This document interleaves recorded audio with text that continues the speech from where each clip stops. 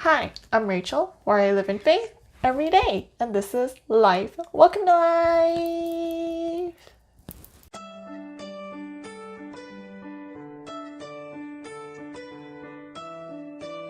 So, I don't know if you watched our previous video where Julia very briefly talked about how I will be discussing manipulation. So today's video is about manipulation. There are different ways that people can manipulate. The list that I will be talking about is not extensive, but I will be discussing some of the ones that I have seen more commonly within the Christian community. I've seen it all across the board with all of the different members of the Christian community. So manipulation can also be seen as taking the Lord's name in vain, because you can manipulate the Bible and the truth because that might be what you believe so deeply, and so you want to express it to your fellow Christians, or you want to teach them that this is what it is and this is what the Bible is saying. So in Genesis 20 verse 7 it says, "Thou shalt not take the name of the Lord thy God in vain, for the Lord will not hold him guiltless that taketh his name in vain." So this is obviously when I was growing up and everything, I thought taking the Lord's name in vain is like, oh my God, and you know, using those kind of language that we are taking the Lord's name in vain.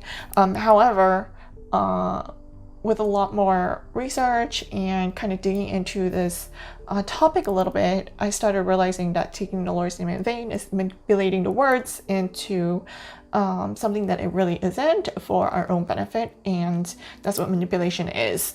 Now, many people who use these methods usually are not aware that they are manipulating, because this is how they grew up. This is how they kind of protected themselves. This is how they survived in whatever environment that they were in or that they grew up. And so manipulation is all in the unconscious, and so it's not something that you can say, hey, you know, stop manipulating me, or why are you manipulating me, or in that sense, because they're all doing it all within their unconscious, and sometimes they're not even aware that that is what they are doing.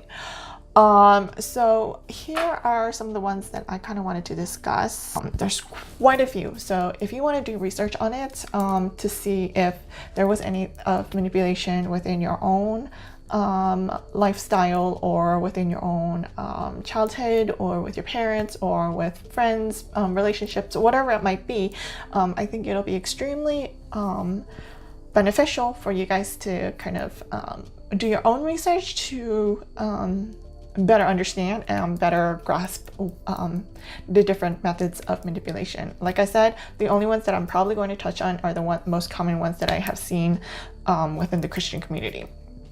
So the first one is one-up manship expert. So this is trying to use different remarks and use different methods to kind of prove that they know better than you and they are superior to you. So I've seen some leaders and pastors kind of do this, where they kind of show off to you, where they're just like, well, you know, I know better, or they're doing Bible study and they're not fully open to possibly your own way of thinking or your interpretation of the Bible, because this is how it's supposed to be and this is what it is, and I know better because I know the Bible more.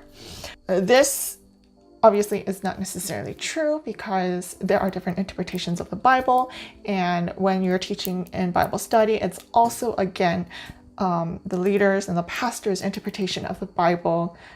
There might be proof texts and all of that stuff, but at the end, it's how you manipulate it. And so it's extremely important for you to have a solid ground in what you believe in.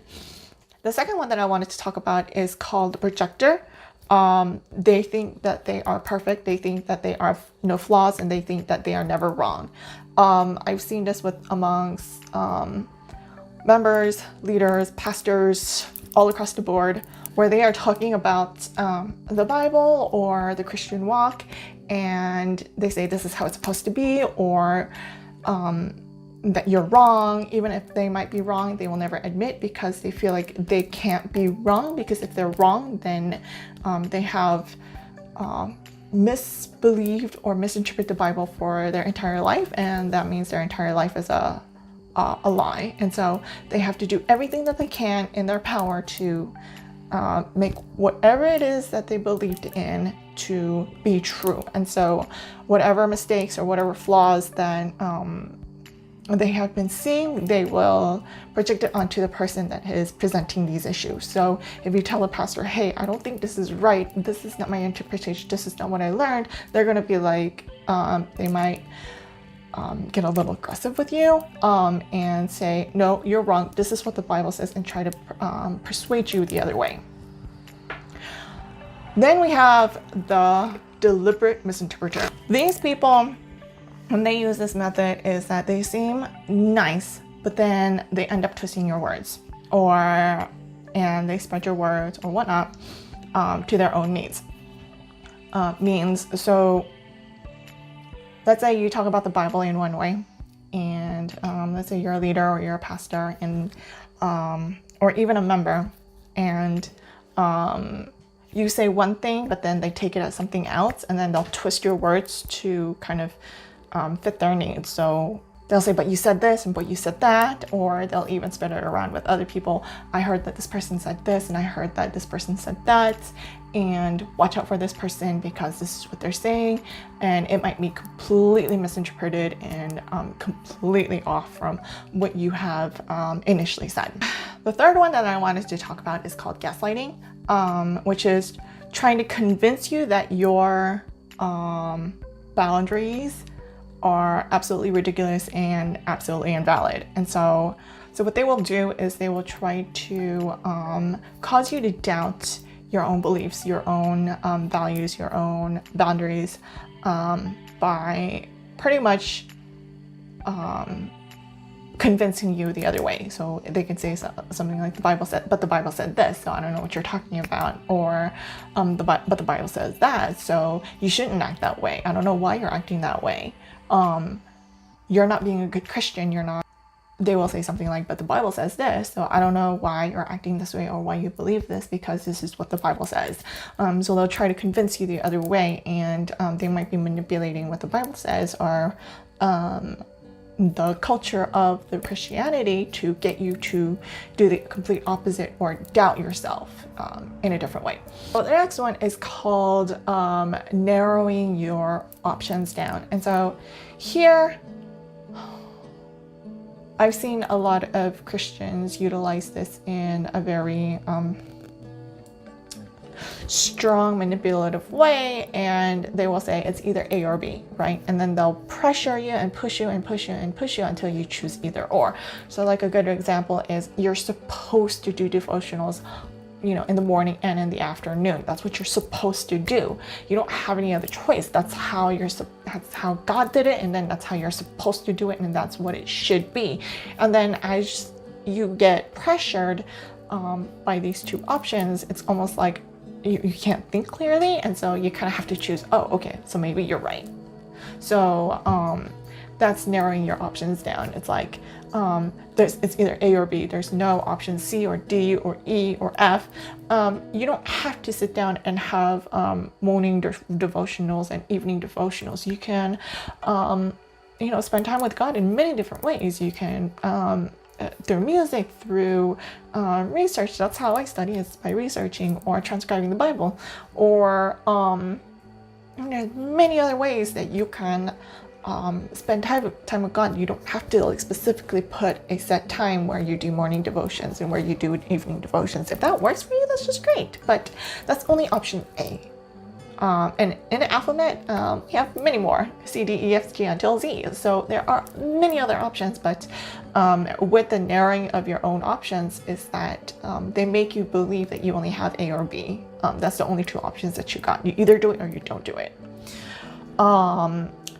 The next one is kind of using your identity against you. And I think this is extremely dangerous for someone who doesn't have a strong identity, who doesn't have a strong sense of self, and who doesn't understand their own boundaries or their own values and beliefs. And so I think a lot of people who are just beginning their relationship with God, who are just starting their Christian walk, they can fall very easily into this trap of having their identity being used against them. And the identity is more of like being a good Christian or being a good parent or being a good child. It's like trying to live up to a standard. The identity is kind of like living up to whatever identity that you kind of have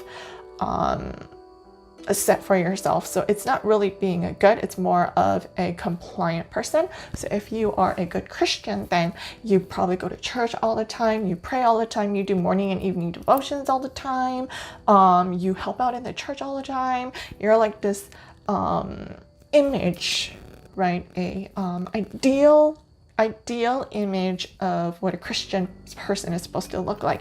A good child is who obeys their parents, who do whatever they are told, who never talk back, who never have their own opinions or fight or argue.